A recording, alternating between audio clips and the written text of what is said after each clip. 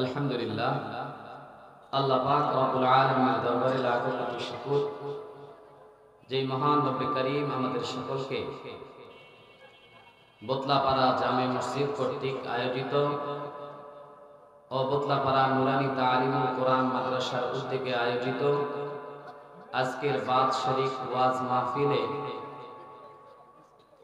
আমাদের সকলকে সমস্ত ধরনের ব্যস্ততা থেকে ফারেক করে নিয়ে আল্লাহ তাআলার বরত্বের আলোচনা, রাসূলুল্লাহ সাল্লাল্লাহু আলাইহি ওয়াসাল্লামের সুন্নাহ সম্পর্কে আলোচনার মজলিসে এসে, জিকিরের মজলিসে এসে কিছু দ্বীনি আলোচনা করবার ও শুনবার মতো তৌফিক দান করে দিলেন।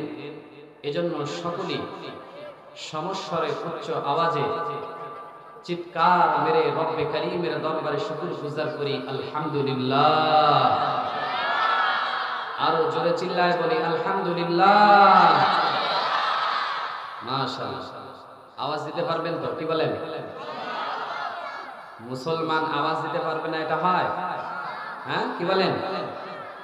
বয়ান পরে আগে আওয়াজ দিতে হবে। কি বলেন? মুসলমানদেরকে আগে আওয়াজ দিতে হবে। নারে তাকবীর। মাশাআল্লাহ, আপনারা অ্যাক্টিভ আছেন, আমি বুঝতে পারলাম। তাহলে এখন সামনে আলোচনায় যাওয়া যায়। কি বলেন? মুআজ্জাজ হাজিরিন, আমরা যারা উপস্থিত রয়েছি, যারা উপস্থিত নেই, সকলকে আহ্বান জানাবো কোরআনের মাহফিল। এই মাহফিলের উদ্দেশ্য রয়েছে একটি, সেটা হলো রেজায়ে মাওলা, আল্লাহ তাআলার সন্তুষ্টি। এই কোরআন তাফসীরের মাহফিল করে কিভাবে আমরা সকলে হেদায়েত পেয়ে যাই এবং এলাকাবাসী সহ বিশ্বের আনাচে কানাচে সমস্ত মুসলিমিন মুসলিমা যাদের কর্ণকুহুরে আজকের এই তাফসীরুল কোরআন মাহফিলের আওয়াজ পৌঁছবে, সকলেই কিভাবে হেদায়েত পেয়ে যায়, এই কারণেই আজকের মাহফিল। ঠিক কিনা? আজকের মাহফিল তখনই সফল এবং কামিয়াব হবে যখন বিশেষ করে বোতলাপাড়ার বিশেষ করে যুবক ভাইরা সহ শুরু করে ছোট্ট কিশোর ভাই এবং বয়স্ক বাবাজিরা সহ সকলেই মাহফিলের প্যান্ডেলে এসে বসবেন। তখনই বুঝতে পারবো যে বোতলাপাড়ার আজকের এই তাফসীর মাহফিল কামিয়াব হবে। ঠিক কিনা? বড় একটা উদ্দেশ্য হেদায়েত। যদি আজকে এই আলোচনা, আমার এই কথা কারো কানের মধ্যে পৌঁছার পরেও সে যদি প্যান্ডেল পর্যন্ত না আসতে পারে, তাহলে বুঝতে পারবেন যে আজকের মাহফিল তার জন্য ব্যর্থতা। কিন্তু যারা ডাকে সাড়া দিয়ে মাহফিলের প্যান্ডেল পর্যন্ত এসেছে, তাদের জন্য আজকের মাহফিল সফল, কামিয়াব, এরাও কামিয়াব হয়ে যাবে। ঠিক না? মুহতারাম হাজিরিন, দুইটা বাজার চলতেছে। একটা বাহিরে বাজার চলতেছে, দুনিয়াবি বাজার, আর একটা ভিতরে চলতেছে আহলে জিকিরের বাজার, আহলে কোরআনের বাজার। ওখানেও কেনাকাটা চলতেছে, ক্রয় বিক্রয় চলতেছে, এখানেও ক্রয় বিক্রয় চলতেছে। চলতেছে কিনা? তারাও লাভবান হবে, উপকৃত হবে। এইখানে যারা বসা রয়েছে, যারা কথা বলতেছে, যারা শ্রোতা, সকলেই সফল কাম হবে। তবে পার্থক্য এতটুকু, যারা দুনিয়ার বেচা কেনায় ব্যস্ত তারা ক্ষণস্থায়ী উপকৃত হতে পারবে, আর যারা উখরবি ফায়দা অর্জন করার জন্য মাহফিলের প্যান্ডেল পর্যন্ত এসে বসেছেন, এরা নিঃসন্দেহে চিরস্থায়ী সফলতা অর্জন করবে। জোরে চিল্লায় বলেন ঠিক কিনা? মুসলমান ভাইরা আমার, ওয়াজ রাস্তায় দাঁড়িয়ে থেকেও শোনা যাবে, বাড়িতে থেকেও শোনা যাবে, দোকানে বসে বসে সেখানেও শোনা যাবে। কিন্তু যারা মাহফিলের প্যান্ডেলে এসে বসেছেন, এরা ওয়াজ শুনতে পারবে। কিন্তু যারা মাহফিলের প্যান্ডেলে বসে থেকে ওয়াজ শুনবেন, এদের মাঝে আর বাহির থেকে যারা ওয়াজ শুনবেন, তাদের মাঝে কিছু পার্থক্য রয়েছে। কি পার্থক্য? ওয়াজ বাড়িতে থেকে শুনলেও, দোকানে বসে শুনলেও সওয়াব হবে নিশ্চিত। যদি কান লাগায়া মনোযোগ সহকারে কোরআনের আলোচনা শুনে, তাহলে সওয়াব হবে কি হবে না? হবে। যারা এখানে বসেছেন আলোচনা শুনবেন, কোরআনের আলোচনা, নিঃসন্দেহে এখানেও সওয়াব হবে, কি হবে? হবে না? তবে পার্থক্য এতটুকু, যারা বাড়িতে শুনে ওয়াজ শুনতেছেন, না জানি আল্লাহ আজকের ওয়াজ দ্বারা আপনাকে হেদায়েত দান করবেন কিনা, না জানি আল্লাহ আপনাকে আজকের গুনাহ আপনার ক্ষমা করবেন কিনা, কিন্তু এটা আল্লাহর পয়গম্বরের ওয়াদা রয়েছে, যারা মাহফিলের প্যান্ডেলে বসে, জিকিরের মজলিসে বসে কোরআনুল কারীমের তেলাওয়াত, কোরআনুল কারীমের আলোচনা শুনবে, আল্লাহ পাকের পক্ষ থেকে আল্লাহর হাবিব বলেন, আল্লাহ তাআলার ওয়াদা রয়েছে এই লোকগুলোকে আল্লাহ maaf করে দিয়ে, তাদের গুনাহগুলোকে maaf করে দিয়ে, তাদেরকে নিষ্পাপ বানিয়ে এই আহলে জিকিরের মজলিস থেকে বাড়ি পর্যন্ত পৌঁছায় দেন। বলুন না সুবহানাল্লাহ। তাহলে পার্থক্য আছে কিনা? বুখারী শরীফের হাদিসে এসেছে, আল্লাহ রাসূল সাল্লাল্লাহু আলাইহি ওয়াসাল্লাম বলেন, ইন্না লিল্লাহি মালাইকাতান ইয়াতুফুনা ফিত তুরুক ইয়ালতামিসুনা আহলা যিকর ফাতানাদাউ হালুম্মু ইলা হাজাতিকুম।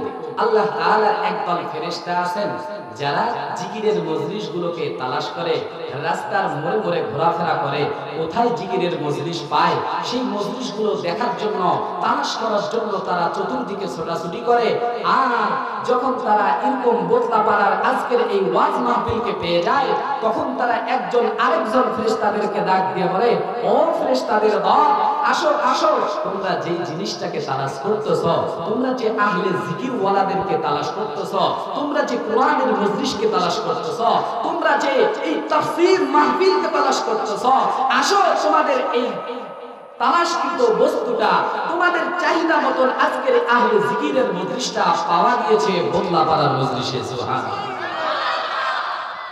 যখন ফেরেশতারা আসে, এসে ফায়াউফুনা আজনিহাতিহিম ইলা সামাঈদ দুনিয়া, ফেরেশতারা এসে এই মাহফিলের, আপনি বিশ্বাস করুন আর চাই না করুন, আল্লাহর রাসূল বলেন, মাহফিলের চতুর্দিক থেকে একদল ফেরেশতারা এসে তাদের ডানা দিয়ে বেষ্টন করে একজনের উপরে আরেকজন, আরেকজনের উপরে আরেকজন, এভাবে করতে করতে দুনিয়ার আসমান পর্যন্ত পৌঁছে যায়। আল্লাহ পাক রব্বুল আলামিন তাদেরকে দেখে জিজ্ঞাসা করেন, ফায়াসআলুহুম রাব্বুহুম ওয়া হুয়া আ'লামু বিহিম। আল্লাহ সবই জানেন, তারপরেও ফেরেশতাদেরকে জিজ্ঞাসা করেন। কেন জিজ্ঞাসা করেন? সাক্ষী রাখার জন্য জিজ্ঞাসা করেন। ও ফেরেশতাদের দল, তোমরা কোথা থেকে আসলা? কোথা থেকে তোমরা এই লাইন শুরু করে দিয়েছো? ফেরেশতারা ডাক দিয়ে বলে, ওগো রব্বুল আলামিন, আমরা অমুক জায়গায় আহলে জিকিরদের একটা মজলিস হইতেছে, বটলাপাড়ার মোড়ে নুরানি মাদ্রাসার পাশে একটা আহলে কোরআন ওয়ালাদের জিকিরের মজলিস হচ্ছে, সেই মজলিস থেকে আমরা এসেছি। আল্লাহ তাআলা বলেন, মাযা ইয়াকুলু ইবাদি, আমার বান্দারা সেইখানে কি বলে, কি করতেছে? ফেরেশতারা ডাক দিয়ে বলেন, ও আল্লাহ রাব্বুল আলামিন, আপনার বান্দারা বলে, ইউসাব্বিহুনাক ওয়া ইয়াহমাদুনাক ওয়া ইউকাব্বিরুনাক ওয়া ইউমাজ্জিদুনাক। ওগো আল্লাহ রাব্বুল আলামিন, তারা আপনার তাসবিহ পাঠ করে, তারা আপনার প্রশংসা করে, তারা আপনার তাকবীরের ধ্বনি দেয়, তারা আপনার বরত্বের কথাবার্তা বলে। আল্লাহ পাক রব্বুল আলামিন ডাক দিয়ে বলেন, ও ফেরেশতাদের দল, আমার বান্দারা আমাকে দেখেছে নাকি? হাল রাআনি, তারা কি আমাকে দেখেছে নাকি? আল্লাহর ফেরেশতারা ডাক দিয়ে বলেন, ও আল্লাহ রাব্বুল আলামিন, না না, তারা আপনাকে দেখে নাই। আল্লাহ পাক বলেন, কাইফা লাউ রাআনি, যদি তারা আমারে দেখতো তাহলে কি করত? আল্লাহর ফেরেশতারা ডাক দিয়ে বলেন, ও আল্লাহ রাব্বুল আলামিন, যদি তারা আপনাকে দেখতো তাহলে আরো কানু আশাদ্দা ইবাদাতান ওয়া আকবারা লাকা তামহীদান ওয়া তামজিদান, আরো বেশি বেশি করে ইবাদত করত, জিকির আজকার করত। বলুন না সুবহানাল্লাহ। আল্লাহ পাক রব্বুল আলামিন ডাক দিয়ে বলেন, ও ফেরেশতাদের দল, তারা আমারে না দেখে আমার তাসবিহ পাঠ করে, তারা মাদা ইয়াকুলু মাদা ইয়াসআলুনি, কি জিনিসটা তারা আমার কাছে চায়। ফেরেশতারা ডাক দিয়ে বলে, ওগো আল্লাহ রাব্বুল আলামিন, তারা জান্নাত চায় আর জাহান্নাম থেকে মুক্তি চায়। বলুন না সুবহানাল্লাহ। আল্লাহ পাক রব্বুল আলামিন ডাক দিয়ে বলেন, ও ফেরেশতাদের দল, তারা কি আমার জান্নাত দেখেছে নাকি? তারা কি আমার জাহান্নাম দেখেছে নাকি? বলো না। ফেরেশতারা বলে, না না, তারা জান্নাত দেখে নাই, জাহান্নামও দেখে নাই। আল্লাহ পাক রব্বুল আলামিন বলেন, ও ফেরেশতাদের দল, যদি তারা জান্নাত দেখতো এবং জাহান্নাম দেখতো তাহলে কি করত? আল্লাহর ফেরেশতারা বলেন, তাহলে তারা আরো বেশি করে আপনার ইবাদত বندگی করত, তারা বেশি করে আপনার তাসবিহাত করত, গুনাহ থেকে মুক্ত থাকতো, গুনার কাজ ছেড়ে দিত, গুনাহ আর করত না। বেশি বেশি করে ইবাদত বندگی করে জান্নাত চাইতো, জাহান্নাম থেকে পানা চাইতো।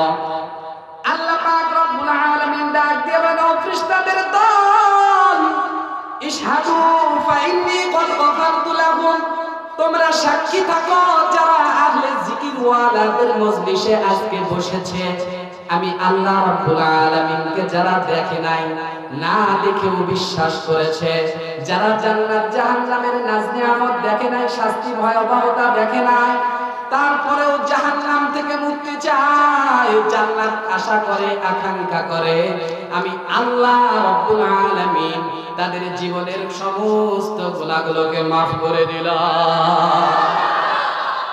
মুসলমান ভাইরা আমার, যেই কথাটি বুঝাইতে চাই আমি সেটা হলো, যারা বাহির থেকে ওয়াজ শুনতে পারবেন কিন্তু মনে রাখবেন সওয়াব হবে, গুনাহ মাফ হবে কিনা কোনো গ্যারান্টি নেই।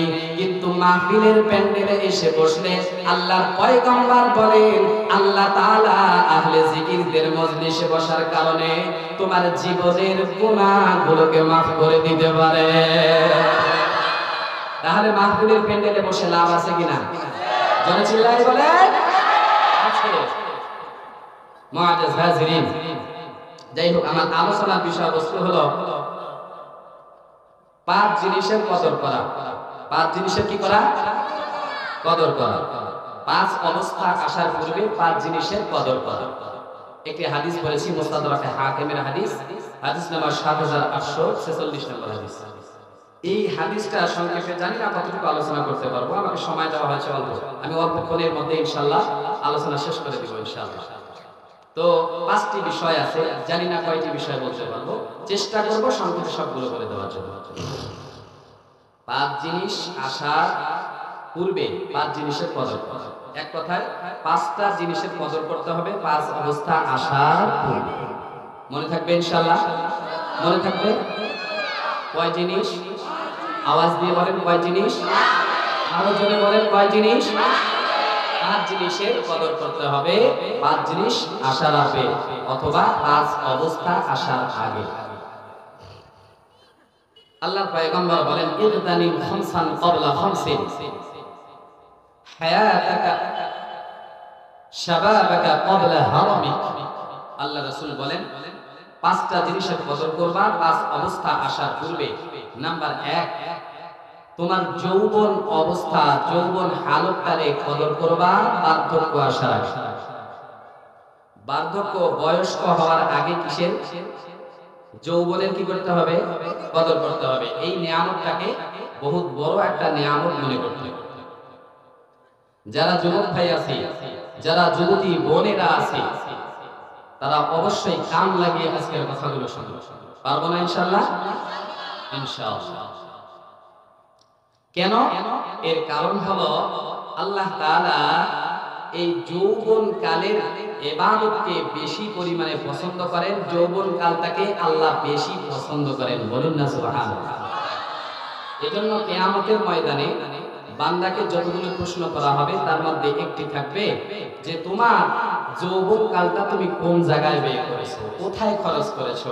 মেয়ের পিছনে দৌড়ায়া খরচ করেছো, নাকি বাড়ি গাড়ি করার জন্য এর পিছনে ছুটেছো, নাকি দ্বীনি ইলম তালিম এবং আল্লাহর ইবাদত বندگی করে তোমার যৌবন কালটাকে তুমি কাটিয়েছো? এটা প্রশ্ন করা হবে। নতুবা এক পা কোন বান্দাকে সামনে অগ্রসর হতে দেওয়া হবে না, এই প্রশ্নের জবাব নিয়ে তারপরে ছাড়বে। তাহলে এই প্রশ্নের জবাব দেওয়ার জন্য এখন থেকেই প্রস্তুতি গ্রহণ করতে হবে কিনা? এজন্য যৌবনকালের বহুত বড় দাম, যৌবনকালের বহুত বড় দাম আল্লাহ তাআলার কাছে। যৌবনকালের ইবাদত আল্লাহর কাছে বেশি প্রিয় বার্ধক্যের ইবাদতের তুলনায়। বার্ধক্যের ইবাদত আবার ফির ওয়াকেজ অনর্থক নয়, ওটাও তার স্থানে রয়েছে। তবে কথা হলো যে বার্ধক্যের যে ইবাদত আছে এই ইবাদতের চাইতে যৌবনকালের ইবাদতটা আল্লাহর কাছে বেশি বেশি। বলুন না সুবহানাল্লাহ। কেন? কেন? এর কারণ হলো বান্দার যৌবনকালে উদ্ভট একটা স্বভাব থাকে, বিশৃঙ্খল হয়, মন চাইলেই গুনার কাজ করতে পারে, সেই ক্ষমতা তার রয়েছে, তার ক্ষমতা আছে। সে মন চাইলেই জুলুম করতে পারে কারোর উপরে, মন চাইলেই টিভি সিনেমা, গান, নাট্য, সিনেমা এগুলো দেখতে পারে, মন চাইলেই ফ্রি ফায়ারের গেম খেলে সময় কাটাই দিতে পারে। যুবক চিল্লায় বলেন ঠিক না? মন চাইলেই যা ইচ্ছা তাই করতে পারে। কিন্তু বার্ধক্যের পর্যায়ে পৌঁছানোর পর মন চাইলেই জিনা করতে পারে না, মন চাইলেই শরীরের ক্ষমতা দেখিয়ে অন্যের উপরে জুলুম করতে পারে না। এজন্য আল্লামা রুমি রাহমাতুল্লাহি আলাইহি বলেন যে গুনাহ করার সামর্থ্য থাকা সত্ত্বেও গুনাহ না করে যারা ইবাদত বন্দেগীতে কাটায়, এটা হলো পয়গম্বরদের আদর্শ। জোরে চিল্লায়ে বলেন সুবহানাল্লাহ। আর বার্ধক্যে পৌঁছে যারা গুনাহ থেকে বিরত থাকে, এটা হলো স্বাভাবিক মানুষের বার্ধক্য, মানুষদের স্বাভাবিক অবস্থা। সুতরাং এখন গুনাহ করার সামর্থ্য নেই, তাই করতে পারি না, তারপরেও নিজেকে সেভ রাখতে হবে কিনা? মুসলমান ভাইরা আমার, যৌবনকালের ইবাদতটা আল্লাহ পাক রব্বুল আলামিনের দরবারে এত পছন্দনীয়, এত পছন্দনীয়। আল্লাহ পাক রব্বুল আলামিন এই যৌবনকালের ইবাদতের জন্য বাম্পার অফার রেখে দিয়েছেন। বলুন না সুবহানাল্লাহ। কি সেই অফার আল্লাহ পাক রব্বুল আলামিনের পয়গম্বর জানিয়ে দেন, ও দুনিয়ার মুসলমান, যৌবনকালের ইবাদত আল্লাহর কাছে এত প্রিয়, এত প্রিয়। যৌবনকালে গুনাহ করার তোমার সামর্থ্য ছিল, তারপরেও গুনাহ করো নাই। যৌবনকালে জুলুম করার ক্ষমতা ছিল, তারপরেও অন্যায়ভাবে কারো উপরে জুলুম করো না। আল্লাহর মানসা অনুযায়ী চলেছো, নিজের মানসা অনুযায়ী চলো নাই। সমাজের কোন নেতার মানসা অনুযায়ী চলো নাই, রাষ্ট্রের কোন নেতার মানসা অনুযায়ী চলো নাই। আল্লাহ পাক রব্বুল আলামিনের হুকুম অনুযায়ী নিজের জীবনকে পরিচালিত করেছিলা।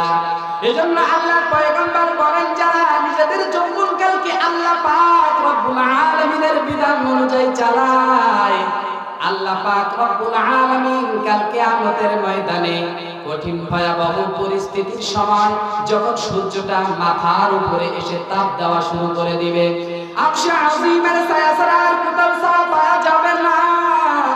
এমন এক মুহূর্তে আল্লাহ পয়গম্বর বলেন, যাদেরকে আরশে আজিমের নিচে ছায়া দেওয়া হবে, তাদের মধ্য থেকে একদল থাকবে যারা যৌবনকালে ইবাদত করেছিল। বলুন না সুবহানাল্লাহ। মুসলমান ভাইরা আমার, শুধু তাই নয়, আল্লাহর পয়গম্বর আরো সুসংবাদ জানিয়ে দেন, ও দুনিয়ার মুসলমান ঈমানদার বান্দা, আল্লাহর গোলাম, আল্লাহর পয়গম্বর বলেন, যারা যৌবনকালে বেশি বেশি করে ফরজ ওয়াজিব ইবাদতের পাশাপাশি নফল ইবাদত করেছিলা, বেশি বেশি করে যারা নফল ইবাদত করতা, আমার আল্লাহ খুশি হয়ে বার্ধক্যে যখন পৌঁছায় গিয়েছো, যখন আর ইবাদত বন্দেগী নফল ইবাদত বেশি করে করতে পারো না, আল্লাহর পয়গম্বর বলেন, ওই যে যৌবনকালে ধারাবাহিকভাবে ইবাদত করতা, ধারাবাহিকভাবে নফল ইবাদত চালায় যাইতা, বার্ধক্যে পৌঁছার কারণে, অসুস্থতার কারণে করতে পারো না, কিন্তু আমার আল্লাহ এত দয়াবান, বার্ধক্যে পৌঁছার পরেও ওই যে যৌবনকালে নেক আমল ধারাবাহিকভাবে করতে এখন পারো না, কিন্তু আমার আল্লাহ তোমার আমলনামায় বার্ধক্যে ওই যৌবনকালের আমলের সওয়াব দিতেই থাকে। মুসলমান ভাইরা আমার, এই জন্য যৌবনকালটা বড় দামি, বড় অত্যন্ত মূল্যবান সময়। এই সময়টা আল্লাহ তাআলার হুকুমে আল্লাহ তাআলার মানসা অনুযায়ী চলা দরকার আছে কিনা? জোরে চিল্লায় বলেন না আছে কিনা? কিন্তু যারা যৌবনকাল উদ্ভট অবস্থায় বিশৃঙ্খল অবস্থায় কাটায়, যেই সমস্ত যুবতী মা বোনেরা রয়েছে পর্দা নিশীন ভাবে চলে না, বুকের উপরে কাপড় পর্দা রাখে না, কেমন বিশৃঙ্খল অশ্লীলতার সাথে চলাফেরা করে, একদল দেখবেন মা বোনেরা, এমন যুবতী মা বোনেরা রয়েছে যারা নিজেদের শরীরের উপরে কোনো পর্দা রাখে না, ঠিক মতো চলাফেরা করে না, ভুরুটা প্লাক করে, এমন ভাবে ভুরুটা প্লাক করে যে যৌবনের তাড়নায় যৌবনকালে উদ্ভট ভাবে চলে, রক্তের গরমে চলে, শরীরের পাওয়ার নিয়ে চলে, এমন অবস্থায় দেখবেন ভুরুটা এমন ভাবে ফ্ল্যাগ করে, যে ফ্ল্যাগ করার কারণে ভুরুটা দেখবেন ছোট করে চিকন করে কেটে নেয়, হয়তো বা উপরের দিকে সরিয়ে দেয়, না হলে নিচের দিকে সরিয়ে দেয়। কথা বলে না ঠিক কিনা? এমন মা বোন সমাজের মধ্যে রয়েছে কি রয়েছে না? এই সমস্ত মা বোন যারা যুবতী যৌবনের গরমে বলুন আর যেটাই বলুন না কেন, এই যৌবনকালে নিজের সৌন্দর্যকে অন্যের সামনে প্রকাশ করে, এর চাইতেও বড় খবর হলো যে তার শারীরিক যে অভাব, তার শারীরিক যে গঠন, তার শারীরিক যে সৌন্দর্য আল্লাহ তাআলা দিয়েছেন, তার মাঝে বিকৃতি ঘটায়। ঠিক কিনা? এই বিকৃতি ঘটানো সম্পূর্ণরূপে নাজায়েজ, হারাম। ও বোন, যুবতী বোন, তোমাকে ডাক দিয়ে বলি, ও বোন, আল্লাহ তাআলা তোমার যৌবনকাল দিয়েছেন আল্লাহর হুকুম মানসা অনুযায়ী চলার জন্য, কিন্তু তুমি যৌবনের গরমে তোমার ভুরুটা প্লাক করে অথবা তোমার মাথায় অন্যের চুল লাগিয়ে, কেশ লাগিয়ে তুমি যেই উদ্ভট ভাবে চলাফেরা করো আর পুরুষদের সামনে নিজেকে প্রদর্শন করো, আমার আল্লাহ বলেন এইভাবে চলাফেরা সম্পূর্ণরূপে তোমাদের জন্য হারাম। এইভাবে যে মেয়ে বোনেরা যারা রয়েছেন তাদেরকে সতর্ক করে বলবো, উদ্ভট ভাবে চলবেন না, কেননা আল্লাহ তাআলার মানসা এইটা নয়। আল্লাহ তাআলার মানসা হলো পর্দার সহিত চলা। ঠিক কিনা? কিন্তু যারা উদ্ভট ভাবে চলাফেরা করে, এরা পর পুরুষের সামনে দেখবেন নিজেকে প্রদর্শনী করার পর এমন একটা ঘটনা ঘটে, অনেক যুবক আর যুবতী রয়েছে যারা বিবাহ শাদী করার পরেও দেখবেন নিজের নফসটাকে ঠিক রাখতে পারে না, কেননা যৌবনের গরম, কেননা রক্তের গরম। কয়দিন আর বাঁচবা, কয়দিন আর থাকবা, কয়দিন তোমার যৌবন থাকবে? দেখো না তাকায়া, বিশ্বের কত সুন্দরী ছিল, আজকে তারা বৃদ্ধা হয়ে গিয়েছে। ঠিক না? আগামীতেও যারা সৌন্দর্য লাভ করবে, বিশ্বের সেরা সুন্দরী হবে, তারাও কিন্তু তাদের যৌবন ধরে রাখতে পারবে না, আগামীতেও তাদেরকে বৃদ্ধা বলা হবে। ঠিক কিনা? ও আমার বোন, তোমাকে পায়ে হাত ধরে বলি, না না, তোমার যৌবনটা এইভাবে আর কাটিও না। কত যুবক আর যুবতী রয়েছে যারা যৌবনের গরমে, যৌবনের তাড়নায়, যৌবনের খায়ের সাথে পড়ে দেখবেন যে তারা বিয়া শাদী করার পরেও তারা পরকিয়া করে। এমন হয় কি হয় না? যৌবনের গরম দেখবেন পর নারীর সঙ্গে মেলামেশা শুরু করে দেয়, পর পুরুষের সঙ্গে মেলামেশা করে দেয়, এমন এক পরিস্থিতি হয়ে যায়।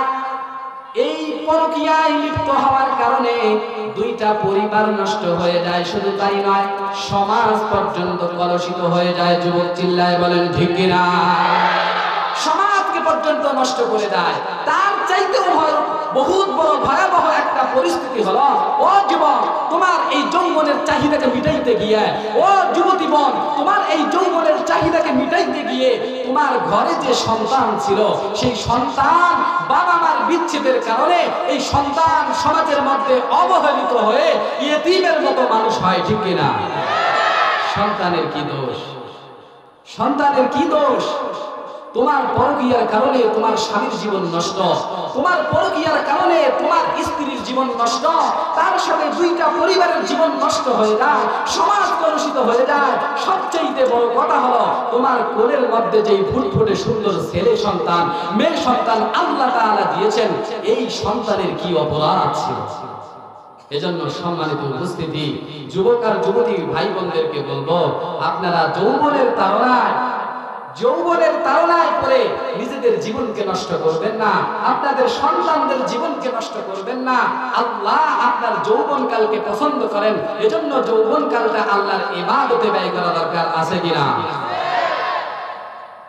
মুসলমান ভাইরা আমার, শুধু তাই নয়, বর্তমানে এমন একটা ফিতনা এসে গিয়েছে, বর্তমান সমাজের মধ্যে, বিশ্বের মধ্যে সবচাইতে বড় ফিতনা হলো সমকামিতার ফিতনা, সবচাইতে বড় ফিতনা ট্রান্সজেন্ডারের ফিতনা, ঠিক কিনা?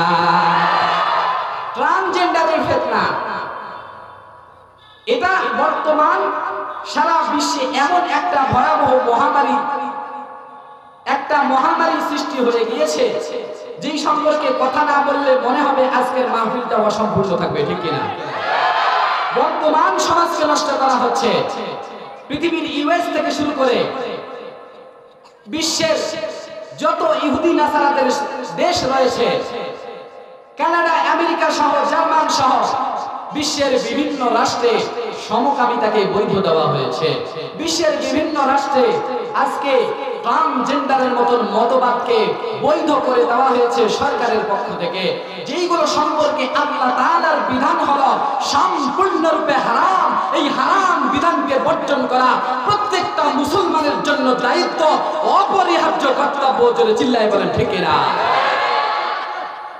কিন্তু বর্তমান এই মতবাদ, সমকামিতার মতবাদ এবং ট্রান্সজেন্ডারের মতবাদকে বাংলাদেশেও এক শ্রেণীর মুষ্টিময় কিছু লোক, তারা এটাকে বৈধ করার জন্য সরকারিভাবে রিট পেশ করে, তারা হাইকোর্ট থেকে অনুমোদন চায়, তারা স্লোগান করে ট্রান্সজেন্ডার মতবাদকে স্বীকৃতি দিতেই হবে। যারা স্বীকৃতি দিবে না তাদেরকে আইনের আওতায় নিয়ে এসে তাদেরকে শাস্তি দিতে হবে। বলুন নাউযুবিল্লাহ।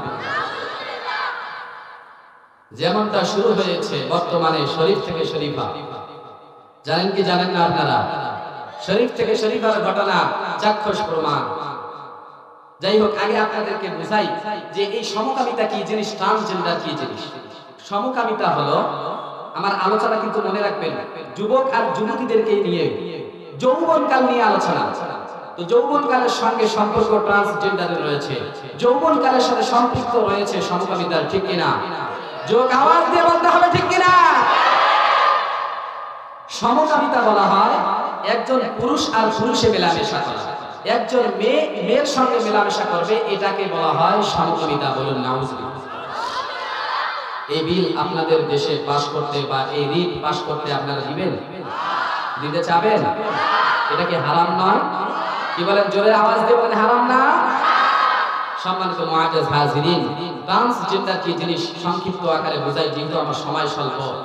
ট্রান্সজেন্ডার মানে হলো, ট্রান্স মানে হলো পরিবর্তন করা, জেন্ডার মানে হলো লিঙ্গ, তার মানে হলো লিঙ্গ পরিবর্তন করাকে বলা হয় ট্রান্সজেন্ডার। লিঙ্গ পরিবর্তন করাকে কি বলা হয়? ট্রান্সজেন্ডার। এই ট্রান্সজেন্ডার হয় দুই ভাবে, শিক্ষিত সমাজ ভালো করে বুঝবেন। কয় ভাবে? দুই ভাবে। একটা হলো অপারেশনের মাধ্যমে, আর একটা হয় কাল্পনিক কল্পনার মাধ্যমে। তাহলে বলুন আমার সাথে, দুই ভাবে ট্রান্সজেন্ডার হয়, লিঙ্গ পরিবর্তন হয়। নাম্বার 1 বলেন, বলেন। নাম্বার 1 অপারেশনের মাধ্যমে, নাম্বার 2 কল্পনার মাধ্যমে। অপারেশনের মাধ্যমে মানে পুরুষের যে লিঙ্গ রয়েছে এই লিঙ্গকে কেটে অপারেশন করে মহিলার মতো একটা পেশাবের রাস্তা বানিয়ে নিবে, এটাকে বলা হয় ট্রান্সজেন্ডার। মেয়েরা মেয়ের মতোই আছে, কিন্তু অপারেশন করে তাদের লজ্জা স্থানকে কেটে ফেলে দিয়ে পুরুষের পেনিস লাগিয়ে নিবে, এটাকে বলা হয় মেয়েদের ট্রান্সজেন্ডার। বলুন না নাউযুবিল্লাহ। এটাকে বলা হয় ট্রান্সজেন্ডার। এটা হলো আপনার অপারেশনের মাধ্যমে, আরেকটা হলো কল্পনার মাধ্যমে। মানে হলো কেমন? আমি আগে থেকে ছেলে আছি, এখন নিজে নিজে মনে করে নিলাম আমি মেয়ে, বাস এখন থেকে আমাকে মেয়ে মনে করতে হবে। বলুন না নাউযুবিল্লাহ। বর্তমান যে শিক্ষা ব্যবস্থায় রয়েছে, আমরা এই শিক্ষা ব্যবস্থার পরিবর্তন চাই। আমরা বিরোধিতা করতে চাই না, আমরা পরিবর্তন চাই। যেইভাবে সমাজ সুস্থ থাকবে, ইসলামের বিধিবিধান অনুযায়ী চলবে, আমরা এটা চাই। আমরা এটার বিরোধিতা করতে চাই না, আমরা শুধু পরিবর্তন চাই, ঠিক কিনা? আমাদের এই সমাজের প্রত্যেকটা বাচ্চাকে, কোমলমতি শিশুদেরকে সুশিক্ষায় শিক্ষিত করে তুলতে চাই। জোরে চিল্লায় বলেন, ঠিক কিনা? কোরআন এবং হাদিসের বিরোধিতায় যায় এমন কোন শিক্ষা মুসলমান তাদের সন্তানদেরকে শিক্ষা দিতে চায় না। চলে চিল্লায় বলে ঠিক না? সম্মানিত মুআজ্জিজ হাজিরিন, বর্তমান শরীফ থেকে শরীফা এই ঘটনা এসেছে ক্লাস 7 এর ইতিহাস এবং সামাজিক বিজ্ঞান বইয়ে 39 থেকে 43 নম্বর পৃষ্ঠার মধ্যে রয়েছে। আপনারা অনেকেই জানেন, ইতিমধ্যে ভাইরাল হয়ে গিয়েছে। আমি সেই দিকে যাইতে চাই না। সেইখানে যে ঘটনাটা, সেই ঘটনার সংক্ষিপ্ত একটু আপনাদেরকে বলতে চাই। যেখানে শরীফা খাতুন, একজন হলো শরীফা খাতুন, তার নাম ছিল শরীফা আহমদ, ভিজিট করতে এসেছে। তো তাকে বলা হলো, আপনি শরীফ থেকে শরীফা হলেন কিভাবে? সে উত্তর করতেছে, আমি আগেও যা এখনো তা, শুধু মাঝখানে আমার নামটা পরিবর্তন করেছি। তার মানে আমি আগেও শরীফ আহমদ মানে ছেলে ছিলাম, এখনো ছেলে আছি, কিন্তু আমার মনে হয়েছে আমি কেমন যেন মেয়ে, এই কারণে আমি এখন থেকে মেয়ে। তাহলে এটা হলো কাল্পনিক ট্রান্সজেন্ডার। জোরে চিল্লায় বলেন কাল্পনিক ট্রান্সজেন্ডার। মনে মনে যেটা মনে করে নিব সেটাকে বাস্তবায়িত করব, এবং এটাকে সরকারিভাবে যদি অনুমোদন না দেওয়া হয় এবং সরকারের জনগণেরা যদি এটাকে না মানে, তাহলে তাদেরকে শাস্তির আওতায় আনতে হবে। বলুন না নাউজুবিল্লাহ। যারা এই কথা বলে, রিট পেশ করতে চায়, তাদের মতবাদকে উপস্থাপন করতে চায়, আপনারা দিবেন তাদের মতবাদকে? তাদেরকে বৈধতা দিবেন আপনারা? কি বলেন, দিবেন না? তো আমি বলতেছিলাম, একটা হলো যে ট্রান্সজেন্ডার হলো অপারেশনের মাধ্যমে, আর একটা হলো কল্পনার মাধ্যমে। এখন আমার কথা হলো, যারা ট্রান্সজেন্ডার অপারেশনের মাধ্যমে হয় বা করে, এটা সম্পূর্ণরূপে হারাম। আল্লাহ তাআলা বলেন, লা তাবদীলা লিখালকিল্লাহ যালিকা দ্বীনুল কাইয়্যিম ওয়ালাকিন্না আকসারান নাস লা ইয়াকিলুন।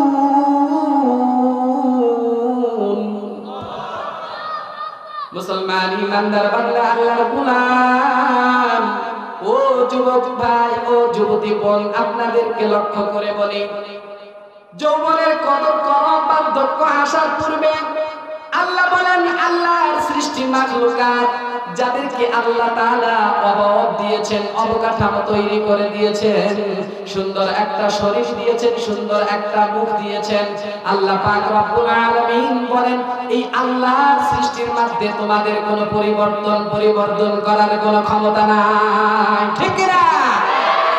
আল্লাহ পাক রব্বুল আলামিন পরিষ্কার ভাবে জানিয়ে দেন, ও দুনিয়ার মুসলমান, তোমরা যারা ট্রান্সজেন্ডার নামে তোমাদের মতবাদকে প্রতিষ্ঠিত করতে চাও, যারা নিজেদের লিঙ্গকে অপারেশনের মাধ্যমে তোমরা কেটে ফেলে মহিলা হতে চাও, থার্ড পারসন জেন্ডার হতে চাও, আল্লাহ পাক রব্বুল আলামিন বলেন, লা তাবদীলা লিখালকিল্লাহ, আল্লাহ তাআলার সৃষ্টিতে পরিবর্তন করার ক্ষমতা আমি আল্লাহ কারোর দেই নেই। ঠিক কিনা? এজন্য যারা বর্তমানে ট্রান্সজেন্ডারের নামে নিজেদেরকে থার্ড পারসন জেন্ডার হিসাবে গড়ে তুলতে চায়, বলুন তো দেখি এরা হারাম কাজে লিপ্ত আছে কি আছে না? এই হারাম কাজ করা যাবে নাকি? না না। ও যুবক ভাই, ও যুবতী বোন, তোমাদেরকে বুঝাই, তোমার যৌবন কালটা আল্লাহ পাক রব্বুল আলামিনের দরবারে অতি বড় মূল্যবান, বড় দামি। তুমি তোমার যৌবন কালটাকে ট্রান্সজেন্ডার নামক মতবাদ দিয়ে সাজায় না। ঠিক কিনা? এরকম মতবাদ দিয়ে নিজের জীবনকে পরিচালনা করা যাবে না। হারাম, মনে রাখবেন, একটা হলো হারাম, আর একটা হলো যে হারামকে অস্বীকার করার গুনাহ। যারা এই ট্রান্সজেন্ডার নামক গুনাহে লিপ্ত, এরা তো হারাম করতেছে, আল্লাহ চাইলে তাদেরকে মাফও করে দিতে পারেন। ঠিক কিনা? কেন? তারা মুসলমান। হারাম কাজ করলে গুনাহে কবিরা হয়, কিন্তু এই হারামটাকে যারা অস্বীকার করে হালাল বৈধ বানানোর জন্য যারা হাইকোর্টে রিট পেশ করে, যারা হাইকোর্ট থেকে অনুমোদিত চায়, মনে রাখবেন মাসআলা হলো যে হারামকে যারা হালাল হিসাবে চায়, এরা সম্পূর্ণরূপে কুফরি করলো। যারা এই কাজে লিপ্ত থাকবে তারা সকলেই কাফের হয়ে যাবে। বলুন না নাউজুবিল্লাহ। আবারও বুঝাই, মুসলমান ভাইরা আমার, একটা হলো যে গুনাহে কবিরায় লিপ্ত হলে, এটা গুনাহে কবিরায় লিপ্ত হলে, গুনাহে হারামে লিপ্ত হলে গুনাহে কবিরা হয়। কিন্তু মনে রাখবেন, যখন কোন হারামকে কেউ হালাল অথবা হালালকে কেউ হারাম বলে মনে করবে, তখন তার ঈমান থাকবে না, সে বেঈমান হয়ে যায়। সুতরাং যারা বর্তমানে বাংলাদেশে এই ট্রান্সজেন্ডার নামক মতবাদকে প্রতিষ্ঠিত করার জন্য আজকে যারা রাজপথে যারা মিছিল করতেছেন, মুষ্টিময় মুসলমানদেরকে বিভ্রান্ত করার জন্য যারা হাইকোর্টে রিট পেশ করতেছেন, তাদেরকে পরিষ্কারভাবে বলবো, তোমরা কুফরি কাজে লিপ্ত। যদি অতি বিলম্বে তোমাদের এই মতবাদ থেকে ফিরে না আসো, ওলামায়ে কেরামগণ তোমাদেরকে কাফের ফতোয়া দিতে দেরি করবে না, ঠিক কিনা? সুতরাং যারা ট্রান্সজেন্ডার মতবাদে বিশ্বাসী স্লোগান দেয়, এরাও কুফরি করে। যারা অনুমোদন দিবে, যারা এই হারামকে হালাল বলে অনুমোদন দিবে, মনে রাখবেন তারাও কুফরি করে কাফের হয়ে যাবে। বলুন নাউজুবিল্লাহ। এজন্য এই ট্রান্সজেন্ডার মতবাদ থেকে সাবধান আমার যুবক ভাই যুবতীরা, ঠিক কিনা? আল্লাহর সৃষ্টি যারা থার্ড জেন্ডার রয়েছে, তৃতীয় লিঙ্গের যারা রয়েছে, হিজড়া জাতি, এই জাতিকে আমরা সম্মান করি, এই জাতির প্রতি আমরা পাশে দাঁড়াই। তাদের স্পেস করে দেওয়া হয়েছে, তাদের কর্মের সুব্যবস্থা করে দেওয়া হয়েছে। কেন? তারা আল্লাহর সৃষ্টি, আল্লাহ তাদেরকে এভাবেই সৃষ্টি করেছেন। সুতরাং তাদের মর্যাদা এভাবেই থাকবে। কিন্তু যারা নিজেকে ছেলে দাবি করার পর মেয়ে দাবি করবে, যারা নিজেরা মেয়ে হওয়ার পর নিজেদেরকে কাল্পনিকভাবে ছেলে দাবি করবে, যারা অপারেশনের মাধ্যমে থার্ড জেন্ডার নিজেদেরকে বানিয়ে নেবে, তাদেরকে আল্লাহর জমিনে আল্লাহর হুকুমকে বাস্তবায়িত করতে যারা বাধা দিবে, তাদের দাঁত ভাঙা জবাব দেওয়ার জন্য কারা কারা প্রস্তুত আছে? দু হাত তুলে তাকায়। মুআজ্জাজ হাজিরিন, এজন্য সাবধান। সকলকে বলবো, মুসলমান সমাজের যারা রয়েছি আমরা শান্তশিষ্ট থাকতে চাই। আমাদেরকে শুদ্ধ সঠিক শিক্ষা দান করুন, আমাদের সমাজকে সুন্দরভাবে পরিচালনা করুন। আপনাদের কাছে আবেদন, আপনাদের কাছে জোরালো আবেদন, আপনারা আমাদের সমাজকে সুষ্ঠু শিক্ষা দিন। জোরে চিল্লায় বলেন, ঠিক কিনা? মুসলমান ভাইরা আমার, যৌবনকালের বড় দাম, যৌবনকাল আল্লাহ তাআলার কাছে বড় দামি। এই জন্য যৌবনকাল যেইখানে ইচ্ছা সেইখানে ব্যয় করা যাবে না, ঠিক কিনা? আল্লাহ তাআলার মানসা অনুযায়ী নিজের যৌবনকে ব্যয় করতে হবে, ঠিক কিনা? এজন্য যুবক ভাইরা আমার, যুবতী মা বোনেরা, নিজেদের চেহারাকে বিকৃত করো না। নিজেদের ভুরু ফেলাক করে অথবা নিজেদের কেশের মধ্যে আলাদা চুল লাগিয়ে আল্লাহ তাআলার সৃষ্টির মধ্যে ব্যাঘাত ঘটায় না, বিকৃত করো না। আমার আল্লাহ তোমার যৌবন কালটাকে ইবাদতে দেখতে চায়। যারা নিজেদের যৌবন কালকে আল্লাহ তাআলার ইবাদত বندگিতে কাটায়, আল্লাহ তাআলা তাদের মহব্বতের আসল দ্বারা তাদেরকে বেষ্টন করে নেন এবং আল্লাহ তাআলা রাসূলের আদর্শ গ্রহণ করার কারণে কাল কিয়ামতের ময়দানে আরশে আজিমের নিচে ছায়া দান করবে। বলুন সুবহানাল্লাহ। দুই নম্বর বিষয় হলো ওয়াসিহাতাকা ক্বাবলা সুকমিক। সুস্থতার কদর করো মুসলমান। অসুস্থ হয়ে যাওয়ার পূর্বে অনেক যুবক ভাই রয়েছি, অনেক বুড়া বাবাজিরা রয়েছি, আমরা অনেক সময় অসুস্থ হয়ে যাই কি যাই না? অসুস্থ হয়ে যাওয়ার পরে মনটা কেমন যেন ছোট হয়ে যায়। না জানি আল্লাহ তাআলা আমারে এখনই নিয়ে নিতে পারেন, আল্লাহ তাআলা আমার হায়াতের জিন্দেগি এখনই শেষ করতে পারেন। এইভাবে চিন্তা করতে করতে অন্তরটা ছোট হয়ে যায়। মনে মনে চিন্তা করতে থাকে, আহারে আমার যদি শারীরিক সুস্থতা থাকতো তাহলে আল্লাহ তাআলার ইবাদত বندگিতে বেশি বেশি করে সময় দিতাম। লাউলা আখারতানি ইলা আজালিন করিব। আল্লাহ তাআলা যদি আমারে একটু অবকাশ দিত, আমি বেশি বেশি করে নেক আমল করতাম। নামাজটা পড়তে পারি না অসুস্থতার কারণে, রোজাটা রাখতে পারি না অসুস্থতার কারণে, দান সদকা গুলো করতে পারি না অসুস্থতার কারণে, বোতলা পাড়ার মাহফিলে যাইতে পারি না অসুস্থতার কারণে, ঘর থেকে শুনতে হয় বাইরে যাইতে পারি না। আল্লাহ তাআলা যদি আমারে একটু শারীরিক সুস্থতা দিত তাহলে আমি সমস্ত ইবাদতে সবার আগে থাকতাম, এমন মনে হয় কি হয় না? হয়, আফসোস করে। কিন্তু আরে আল্লাহর পয়গম্বর বলেন, মুসলমান তোমার অসুস্থতা আসার আগে সুস্থতার কদর করো। এখন সুস্থ আছো, এই সময়টাকে তুমি কদর করো। হযরত ঈসা আলাইহিস সালাতু ওয়াস সালাম বলেন, হায়াতুল ইনসান সালাতু আনফাস, নাফাস কদ মাদাত লা তাস্তাতিউ আন তাস্তাদরিকাহা, ওয়া নাফাস তাতি লা তা'লাম আতাস্তাদরিকুহা আম লা, ওয়া নাফাস তাতি হাযিহি হিয়া হায়াতু ফাগতানিমহা ওয়া তুব ইলাল্লাহ। হযরত ঈসা আলাইহিস সালাতু ওয়াস সালাম বলেন, বান্দা তোমাদের হায়াতের জিন্দেগি হলো তিনটা। একটা হলো অতীতকাল, যেটা গিয়েছে তো সেটা গিয়েছে। একটা হলো ভবিষ্যৎকাল, এটাকে সামনে পাবা কি পাবা না এটার কোনো গ্যারান্টি নাই। কিন্তু তোমার একটা বর্তমান নামক একটা কাল আছে, যেটা বর্তমান সময়। এই বর্তমান সময়কে গনিমত মনে করো। এই বর্তমান সময় তুমি আল্লাহ রাব্বুল আলামিনের কাছে তওবা করো, ইস্তেগফার করো। এই সময়টাতে বেশি বেশি করে ইবাদত বندگিতে কাটিয়ে দাও, আমার আল্লাহ তোমার এই সময়টাকে কবুল করে নেবে। এজন্য সম্মানিত মুসলিয়ানে কেরাম এবং মুআজ্জাজ হাজিরিন, সকলকে অনুরোধ করব, অসুস্থতা আসার আগেই সুস্থতার কদর করে বেশি করে ইবাদত বندگি করা দরকার আছে কিনা? সকলে নিয়ত করা যায় না এখনই বেশি করে ইবাদত করব? আল্লাহ সকলকে তৌফিক দান করুন। 3 নম্বর হলো ওয়াজিনাকা ক্বাবলা ফাকরিক, দরিদ্রতা আসার পূর্বে তোমার যে অবস্থা আল্লাহ তাআলা দিয়েছে, এই যে ভালো অবস্থা, ধনাঢ্যতা অবস্থা, এই ধনাঢ্যতার কদর করো। পকেটে তোমার 50 টাকা আছে, হাতটায় দেখো, আরেকজনের পকেটের দিকে তাকায়া দেখো, তার পকেটে 10 টাকা নাও থাকতে পারে, ঠিক কি না? সুতরাং এই সময়টাকে কদর করো, এইটার দিকে লক্ষ্য করো। তোমার চাইতে যে নিচু তার দিকে লক্ষ্য করো, তোমার চাইতে যে উঁচু তার দিকে লক্ষ্য করো না।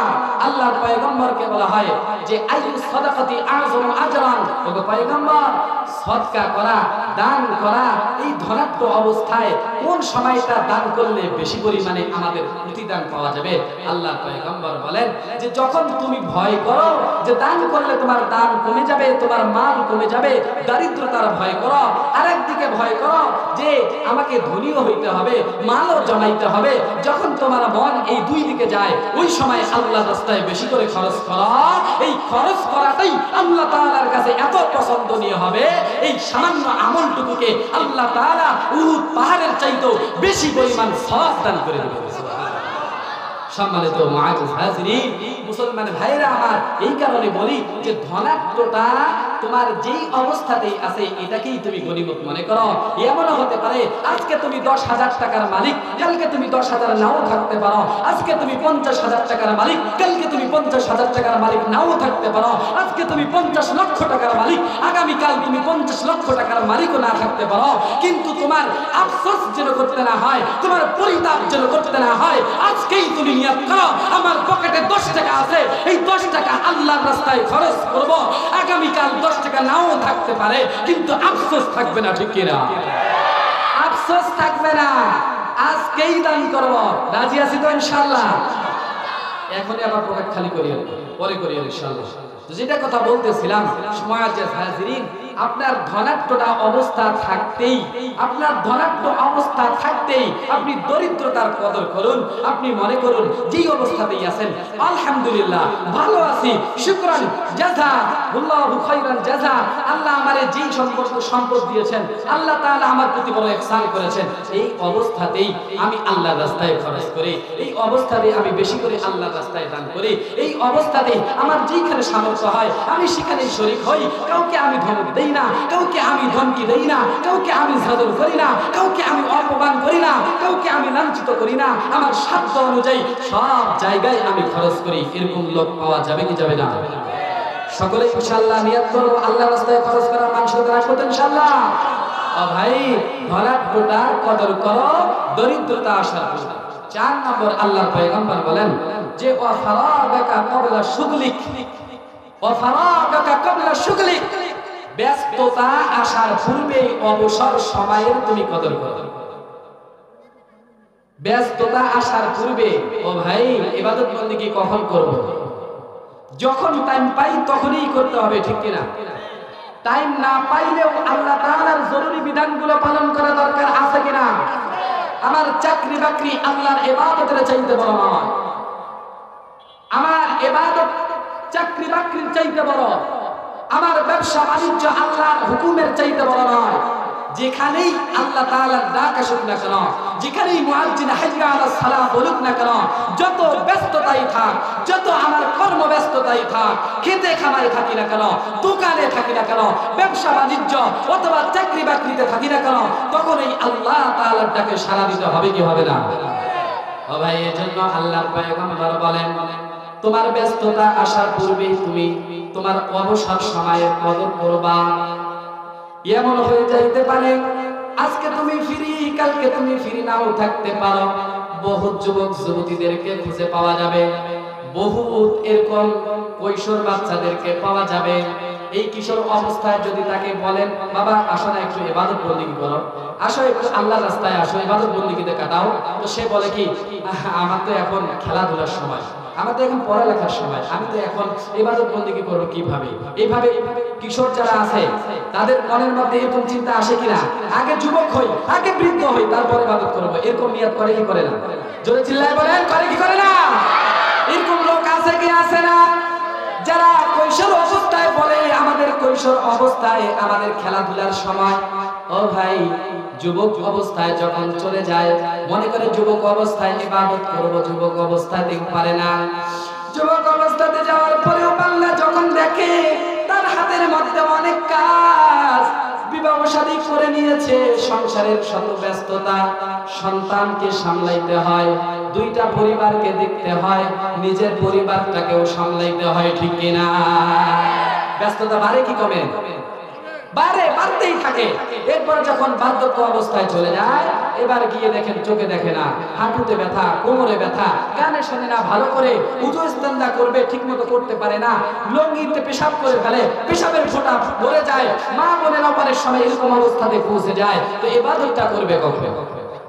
ও ভাই, এটা আমি বুঝাইতে চাই যে মানুষ যখন ফ্রি থাকে সেই সময়ে বেশি করে ইবাদত বন্দেগী করা দরকার। এরপরে মনে করিয়া না যে আপনার ব্যস্ততা কমবে, না না, এইখানে যত বয়স্ক বাবাজিরা রয়েছেন তাদেরকে জিজ্ঞাসা করে দেখুন, সকলেই আওয়াজ দিয়ে বলবেন, আমার কথাটা যদি সত্য হয় সকলেই তাকবীর দিয়ে আওয়াজ দিয়ে বলবেন, ঠিক কিনা? আমি বলতে চাই এখানে যারা বয়স্ক বাবাজিরা রয়েছেন সকলেই এই কথা বলতে অবশ্যই আপনারা বাধ্য হবেন। কৈশোর অবস্থায় যে ফ্রি টাইম ছিল, এখন আর ওই ফ্রি টাইম পাওয়া যায় না, এখন ব্যস্ততায় ভরপুর, ঠিক কিনা? এখন ব্যস্ততা আরো বেশি। এই জন্য কৈশোর অবস্থায় যারা রয়েছে তাদেরকে বলবো, ভাই ইবাদত বন্দেগী এখনই বেশি করে করুন। এই যৌবন কালটাই আল্লাহর কাছে বেশি প্রিয়, ঠিক কিনা? এই যৌবন কালের ইবাদতটাই আল্লাহ তাআলার কাছে বেশি প্রিয়। 5 নম্বর শেষ কথা, আমার সময় আমার শেষ। 5 নম্বর কথা, আল্লাহর রাসূল বলেন যে তুমি গনিমত মনে করো তোমার হায়াতটাকে, মউত আসার, মৃত্যু আসার পূর্বেই তোমার হায়াতটাকে তুমি কদর করো, এটাকে গনিমত মনে করো।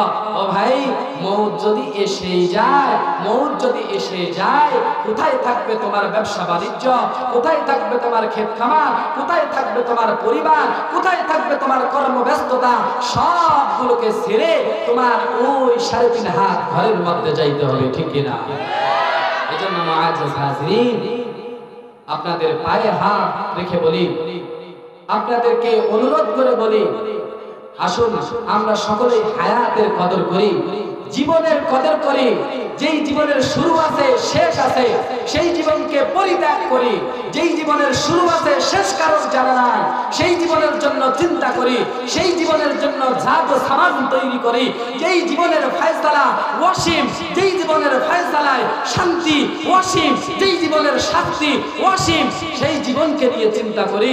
আসুন আমাদের জীবনগুলোকে সুন্দরভাবে সাজাই, আমাদের প্রত্যেকটা সময়কে আমরা সুন্দর করে সাজাই। আল্লাহ তাআলা সূরাতুল মুলকের মধ্যে বলেন যে আল্লাযী খালাকাল মাউতা ওয়াল হায়াতা লিয়াবলুয়াকুম আইয়ুকুম আহসানু আমালা। বান্দাদের কার আমল কত সুন্দর হবে এজন্য আল্লাহ জীবন আর মরণকে দিয়েছেন।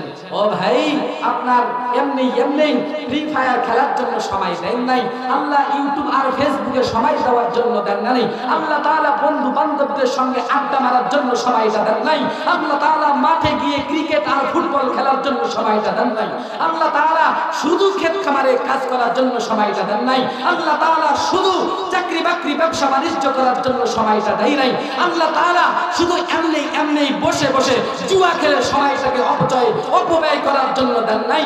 আল্লাহ তাআলা যেই সময়টা দিবেন এই প্রত্যেকটা সময়ের হিসাব নেবেন কি নেবেন না? ভাই, আপনার আমল যদি হয় ভালো আপনি বেঁচে যাবেন, আপনার আমল যদি হয় খারাপ আল্লাহ তাআলার আসামির কাঠগড়ায় আসামির বেশে দাঁড়াইতে হবে কি হবে না? এজন্য সম্মানিত মুসল্লিয়ানে কেরাম, মৃত্যুর আগেই জীবনের কদর করতে হবে, ঠিক কিনা? যেই কথাগুলি বললাম আল্লাহ তাআলা সবগুলোর উপরে আগে আমাকে তারপরে আপনাদেরকে যারা শুনলেন প্রত্যেকটা স্তরের মানুষকে আমল করার তৌফিক দান করুন। সকলে বলি আমিন। ওয়া আখির দাওয়ানা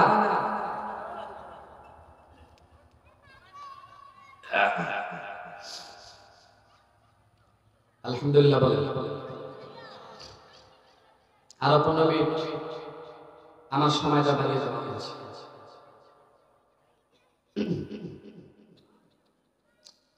আরো 15 মিনিট, এই 15 মিনিট ওয়াজ চলবে না বন্ধ হবে?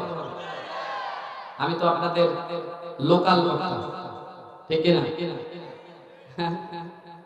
বাইরে থেকে মেহমান আসছেন, আলহামদুলিল্লাহ অনেক যোগ্য মানের আলেম, তাদের মুখ থেকে আমরা ওয়াজ শুনতে চাই।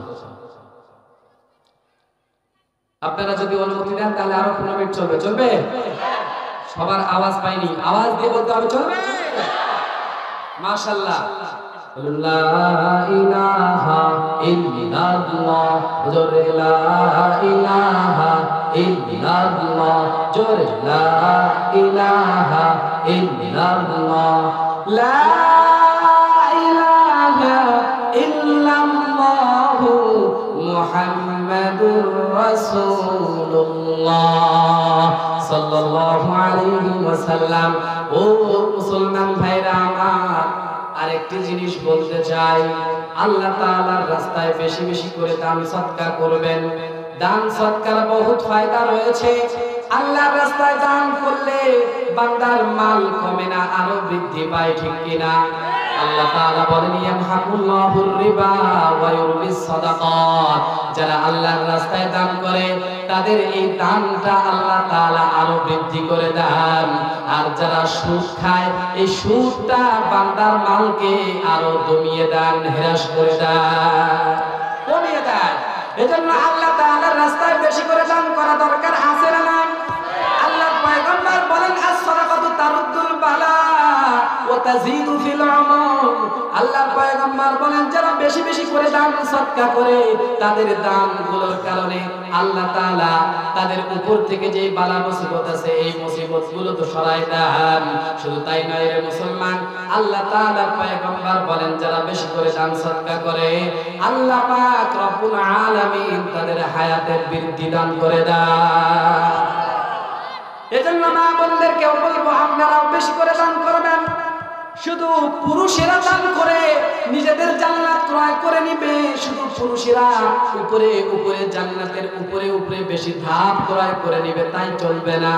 মা বোনদেরকেও বেশি করে দান সদকা করা দরকার আছে না নাই? জোরে চিল্লায় বলেন না আছে না নাই? যে সমস্ত মা বোনেরা আজকে ওয়াজ শুনতেছেন তাদেরকে উদ্দেশ্য করে বলবো, মা আল্লাহ পাক আপনার এমনি সৃষ্টি করেন নাই, আল্লাহ তাআলার তৈরি জান্নাত আপনার জন্য অপেক্ষা করতেছে। স্বামীর খেদমত করুন, আপনার সন্তানদের আপনি দায়িত্ব পালন করুন, লালন পালন করুন। যতটুকু ফরজ ইবাদতগুলি আছে এইগুলি যদি আঞ্জাম দিতে পারেন, আল্লাহর ফরজ হুকুমগুলি পালন করার পর আপনি যদি সামান্য কিছু নফল দান সদকা করতে পারেন, আল্লাহর পয়গম্বর বলেন মরতে দেরি হবে, আল্লাহ তাআলার জান্নাতে যাইতে দেরি হবে না। বলুন না সুবহানাল্লাহ।